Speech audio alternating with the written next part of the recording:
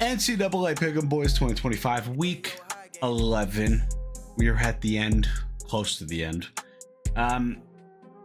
It's every week there's a coach getting fired. Louisiana got let off the leash. The whole state got let off the leash. I can't wait to hear some opinions about that here shortly. But before we get into all of that, welcome. I'm your host, Gavin Lynch. Picks are due Saturday, November 8th at 11 a.m. And first game is Thursday, tomorrow, 6:30 Central Time. The usual. This is week 11. Guys, a few people missed their picks. I want to apologize. It's either that Splash doesn't do the randomized picks or I missed it. Either way, I own up to my mistake. I apologize, but please get your picks in. There's nothing I can do about it now. The money's in. Everybody's playing to win. So it is what it is. Next year, we'll try to hone in, make sure that that's rectified so we can have a better season and a more productive one. But get your picks in. Who cares if YouTube TV isn't working? I'm struggling too. Gosh, there's a lot. All right, we're going to get into the recap of Week 10 Pick'em. Grant still hanging strong, 29-21. But hey, we got Mark and Saucy, 26-24. And a lot of people going 25-25. And a couple stragglers, 24-26. I'm glad I'm just hanging in there. Jerry, I don't see you up there. Peter, haven't seen you on the leaderboard at all. And he's not here. He's the pug down below. And Survivor recap, we got John out, eliminated. Nice try, brother. I think we got 4 people left, including myself. Super happy about that. Now, not as chaotic of a weekend. A lot of people had a diversified portfolio in their picks. But we're going to start strong with West Virginia at ranked 22 Houston. Houston to cover 13.5. It seemed like a lock, and that was a rat line, and a lot of people fell for it, including myself. West Virginia raking in 45-35. Congrats to them. Next up, the upset that everybody unfortunately kind of somehow expected was ranked 9 Vanderbilt at ranked 20, ranked 20, Texas, 34-31, Texas to cover 2.5, just under the wire. I guess I hate saying that Vanderbilt got exposed, but we'll get into that. And last but not least, another team that I also don't think got exposed, but it was ranked 8, Georgia Tech, losing to NC State, 48-36. Bad loss for Georgia Tech to cover 5.5. Very bad loss. But listen, this is football. This is what we came to do, came to watch. Now, introducing the only man that's by my side, Jerry Stovall. Sir, how are we doing this week, brother? Man, it seems like a blast from the past. It is good to be in a twosome. Threesomes can be kind of tiring sometimes, but I mean, it is nice to have Peter along in this circle jerk that's called College Pick'em. So amen, brother. Hopefully we get him back next week. But other than the ups and downs of this College Pick'em group, the chaos that is Louisiana State University athletics, have us 2 sick girls thanks to Halloween. So had to go to Texas Children's, got in at 3 a.m., did a full day of work, and I'm tired. Great. And then you just have all the Louisiana drama just to be the cherry on top. It's hard to keep up with it. So I apologize, or you're welcome to the people that are interested in the text group. I have been flooding everyone with news about the LSU saga that it is. And it's shocking that LSU picked a president that apparently has a doctorate, but doesn't know the difference between interim and permanent athletic director. Blows my mind. Yeah, that retracted statement, a little weird. I mean, if you look at the press conference that he had, he's like, I've only been on the job for 8 hours. I removed the interim tag from Verge Osbury's title because you need stability. I don't know what interim means, but I'll reevaluate it soon. I've only been on the job for 8 hours, sir. You're like, you not only are you the president of LSU, but you're the president of the whole like education system, the umbrella. So like LSU Alexandria, LSU Eunice, now apparently UNO. Like you're a president of a lot of schools out there, and you don't know interim. We're in trouble. We're in trouble. LSU is doing every, like, they look for something that they can do wrong, and then they do it. And they're like, what else? And they look around and go, that's what else we can do. And then boom. I mean, they're shooting themselves in the foot. They're going to run out of places to shoot. They really are, and it's frustrating because I don't know. Now, granted, I don't know a lot about this president that they got. All I know is that he was the president of McNeese State. That for the Texas people out there, that is essentially the size of Lamar, Incarnate Word, Sam Houston State. Oh, wow. Um, and he was essentially just the president of that one university. He goes from an FCS single campus to essentially one of the biggest, or it is the biggest campus or university system in Louisiana, managing FBS and FCS schools. Like I think Jeff Landry and the rest of those people that made that decision rushed it. I I understand agree. wanting to stick with a Louisiana guy, but when you have someone that hasn't had any experience in that position, and the only experience that they do have is because I don't know if you knew this, but there's president and then provost. Provost is the one that's essentially the president of the university. He may just have provost experience and not president experience. So, Interesting. yeah, to go from essentially an FCS provost to an FBS president, we're gonna be in the same tier as Florida, Mississippi State, Arkansas, and Louisiana Tech by the time this is all said and done. Like they're shooting themselves so much in the foot, and we don't have any time to lose. Frank Wilson is doing a phenomenal job as the interim coach. You can only do so much as the interim coach. You have early transfer portal season coming up. You have early national signing period coming up. And if they dilly dally, coaches aren't going to want to be hired by someone that they don't know who's the athletic director. It's going to be we're going to miss out on a recruiting cycle. We're going to be 30 people short.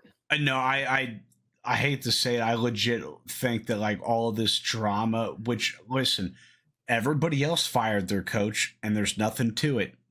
But for some reason, LSU and Louisiana had to make this a big ordeal.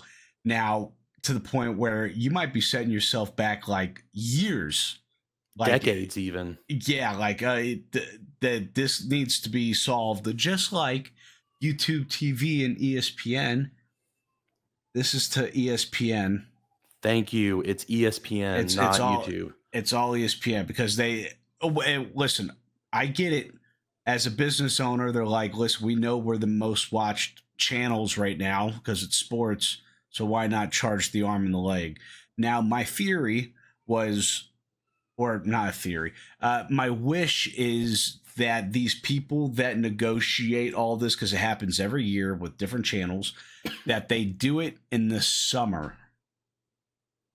Well, they know that this was strategic by ESPN. I They know know, but exactly that's what what they I were doing. hate. That's what I hate. Right. It's like, why can't we just all agree, like, all of you, the hosts and the broadcasters, how about all you guys in the summer just clash heads? We'll take a breather, and then we'll just get back to it in football season. And YouTube TV was made for the sports head. It was made for it, and it got ripped. And I missed a lot of games because of that. Because well, that was it's also Halloween and traveling and all that Right. shit. So I mean, it's well documented. People are like just throwing the end of it or the single finger up at ESPN and Disney because they're trying to get people away from YouTube TV, big competitor, completely understand, and get them to join one of the networks that they have. Which I mean, we're fortunate. We have ESPN Plus, which why is it ESPN Plus doesn't give you all of the ESPNs? It should be like the ESPN packages plus more, but yeah, I my have sister-in-law asked less. the same thing. Right. And so like they're like, we're gonna plan this out. You're gonna get halfway through the season. We know you're gonna want to watch the games. We're gonna cut this, and then we're gonna either make YouTube TV pay an arm and a leg for it, or you're going to come over and do our service, which is not better, if not worse. But also, it's not fully ESPN's fault. YouTube TV still has a lot of flack and curse words coming at them because how can you go from what having the cord cutter experience at like $30 or $25 a month, and now it costs more than cable TV? It's absurd. I hate it. It, They can both suck my middle fingers. yeah, they're two multi-billion-dollar companies that can both afford it. It's just who's the more greedy. Yeah, exactly. All comes down to the money. And you know what's funny? I see everybody's like, you know what? I'm gonna move to Hulu. I'm gonna just move to Hulu. Owned by Disney. Like we're not solving any problems. And I'm not moving to Hulu. I'm not bending the knee. I'm holding on to YouTube TV as long as I humanly can. But I got to figure out something about these games this weekend. Yeah, there's a Anyways, lot of good ones. I know. Speaking of good games, we're going to start strong with ranked 7, BYU. At ranked 8, Texas Tech. Texas Tech projected to win by a big 10.5, in my personal opinion. Um, I didn't think Texas Tech was going to make it as far as they did. BYU had the schedule to go the distance. I've thought that from the beginning. Uh, but I Yeah, I mean, Texas Tech didn't have a rough patch at all. Texas Tech looks great. Yeah, and especially with their starting quarterback out for what, the season? Yeah. It they didn't miss a beat last game, winning convincingly against Kansas State 43-20. I thought that was going to be the end of their season because there's not a lot of teams out there that have a great backup. It was And my I best thought bet of the week was taking Kansas State. exactly. I hate it. But I It mean, if you sucks. look at this matchup, number one versus number two in the conference, this is exactly what you want going into the final stretch until conference championship games and bowl season. And if you look at the matchup, I mean, this is all Texas Tech.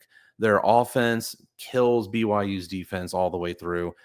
BYU's offense can't do anything against Texas Tech's defense. And it's not by like one or two, like it's significant margins. Like, for example, BYU's offensive yards is 41st in the nation, and the defense for Texas Tech, ninth in giving up. Like, it's overwhelmingly Texas Tech's favor.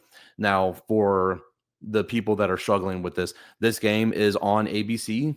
Antennas do not cost that much at Best Buy. I think I got mine for like $10. You can catch this on satellite or antenna, so there's at least that perk.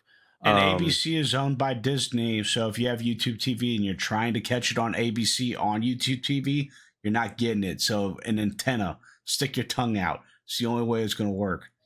And again, ESPN Plus does not mean that you get it. You do get good FCS games. So there is Yes. that. Good Southeastern volleyball games, Lamar, too. great volleyball games. Yeah. Southeastern Lamar in Beaumont is going to be a fantastic matchup. But I like Texas Tech to win and cover. I'm surprised that it's at 10. I thought it would be 17 and a half. Yeah, my projection has it Texas Tech winning 32-21. So it's not the craziest spread. It's kind of around the mark. I wish it was 9.5, and I would put all my money on Texas Tech. But I would lean Texas Tech. I think this is BYU's time. Now the question is, do they get into the playoffs with a loss? Seeing the current rankings for the college football playoffs, Because you they're at have Texas 7. Tech at 8. Yeah, it's 7-8. So a one-loss team, rather, if BYU loses, they still have a good, strong argument to stay in the college football playoff Especially if it's a talk. good loss. Exactly, a nice close loss because like you have Texas Tech at 8-1, Oregon at 7-1, Notre Dame at 6-2, Texas at 7-2, as well as Oklahoma. So they could, in theory, still be in anywhere between Oregon and Texas, in my opinion. But if Texas Tech loses, and I mean, like a BYU loss, they need to keep it close. If not, they're going to be on the struggle bus. I agree. Now we're going to jump right into the next game. Ranked 9, Oregon. At ranked 20, Iowa. Hanging in there. Oregon projected to win by 6.5. Jerry, give it to me. So this one is interesting because you know what Iowa's going to be doing on offense. They've had the same identity for as long as I've been alive.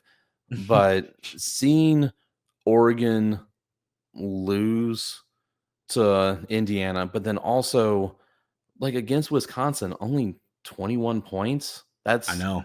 very uncharacteristic of them. Um, one thing that we do know, just like how we already know what Iowa's offense is going to be like, we know what their defense is like. And they got a good defense this year. Their defensive rank in yards per game, second. Yards per play, fourth. Rushing yards, ninth. Passing yards, fifth. Completions, seventh.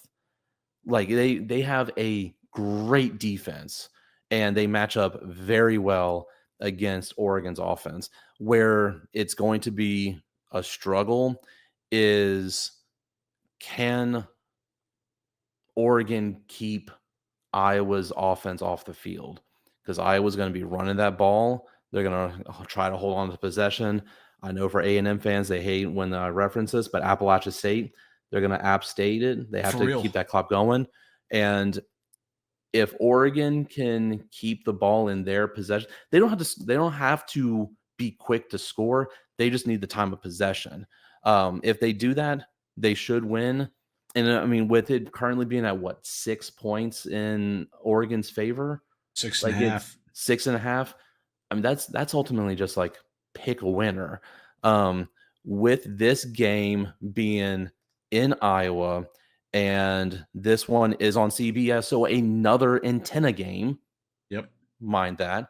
Um, I'm actually going to go with the upset in a way. I like Iowa. Their defense matches up Mm, very well, and the fact that they're home, that's I think a lot of people say that it's all automatic 7 points in your favor with that. That covers the spread. Give me Iowa. I actually like Oregon in this game because of something that you actually mentioned was that Oregon knows how to manage a game. Um, and we've seen it through the season. Yes, they gotten themselves a loss, and I feel like because of that loss, they've been taken out of the conversation of being a serious contender in a national title. And I truly believe that Oregon is still a team that can be a national title contender, but it does come down to there's a lot of other teams that could do it a lot better than them right now. But listen, taking the top 20 down along the way, I think feels easy. And 6.5 is somewhat a pick 'em game. You know, when it's 3.5, 2.5, 6.5, 7, it's pick 'em games. Yeah, I would take Oregon on the pick on a touchdown, and it will come at the end, I believe, fourth quarter. It won't be a blowout. I mean, I agree that it will probably appear in the fourth quarter, but it also wouldn't shock me to see it happen by halftime. Because Yeah, if Iowa handles the possession clock or the possession game with it, it could be over by halftime. yeah. No, that's a great point. Great point. Now, last but not least, the probably besides BYU, the other game of the weekend is Texas A&M, ranked 3 at ranked 22, Missouri. A&M projected to win by 7.5. So now we got ourselves a touchdown and a field goal to win this game. A&M looks good. The defense is extraordinary. I mean, they're so fluid. It's like water, baby. It's beautiful. The defensive line for A&M is fantastic. And the fact that they've had a week off to rest and prepare for this should be a no-brainer. It should be a no brainer. I actually expected this spread to be closer to like 10.5. But listen, if you want to give me 7.5, I'm going to take it. And just watching Marcus Reed play, just everything is great with A&M right now. Objectively speaking, as a handicapper myself, like if you look at A&M, you're like, this looks like a great team that you could put a lot of trust in to win you some money on the spread. Now, as an A&M fan, something's coming around the bend. That Bader-Agagi syndrome, man, it doesn't allow you to enjoy anything. It's a creeping. I don't know where it's coming from. It's in the room. I feel it. For me, this is a lock of a pick. A&M 100%. Even put money down on it because what I'm seeing, I mean, yeah, you have Le'Veon Moss listed as out according to SECSports.com. Bryce Anderson is out. Rashad Johnson is out. So 2 safeties essentially out for A&M. But the big one, quarterback Sam Horn, he's been out all season. We know about this. Right. Listed as out. The backup, Bo Pribula, out. You're on a 3rd-string quarterback from Missouri going up against a defense like that. No, game over. This spread, they put money on it now. The fact that it's only 7.5 is shocking. This should jump up, in my opinion, to like 13.5, 15.5, maybe even 20.5.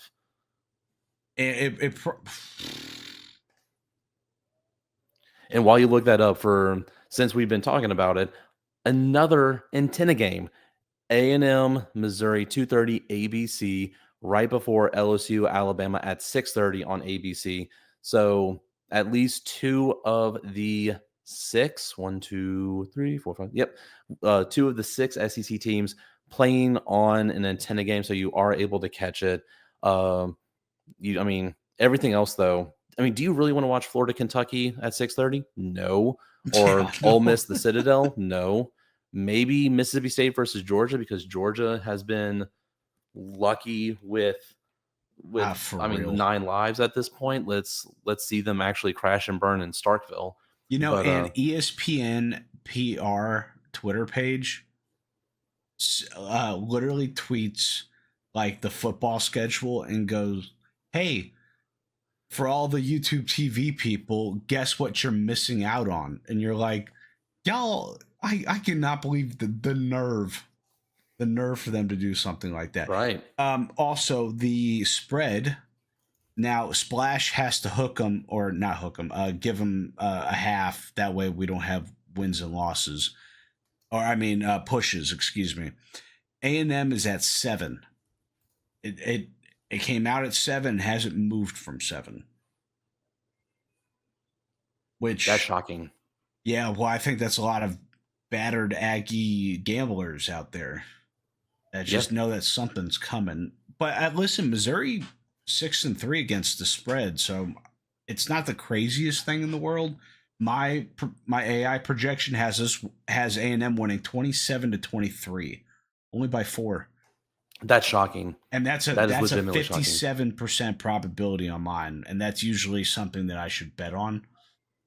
Not going to, because we're going to be a fan this weekend. I'm picking this game. I'm not going to make a secret out of this. Give me A&M all the way through. I will probably have it on my splash as well. It's too good to be true. Probably a rat line. Speaking of rat line, I just had to look it up to in this. Put a nice little cherry on top since we've been talking about ESPN, YouTube TV. Just had to do a quick research. According to Google, Disney is estimated to be losing approximately $5 million per day with this whole dispute with YouTube TV. That's based on calculating using YouTube TV's roughly $10 million or 10 million subscribers and the approximate $15 per subscriber per month Disney receives from pay. So yeah, they're losing a ton. I'd like to see how many. Yeah, I don't think YouTube TV is losing too many subscribers. They're getting the better end of the deal for sure. Yeah. Well, crazy. Well, I pray to God we get it at the 25th hour. Praying for it. Well, Jerry, I appreciate it. Peter down below, Mr. Pug, appreciate it. Once again, picks are due Saturday, November 8th at 11 a.m. and first game Thursday, November 6th at 6:30 Central.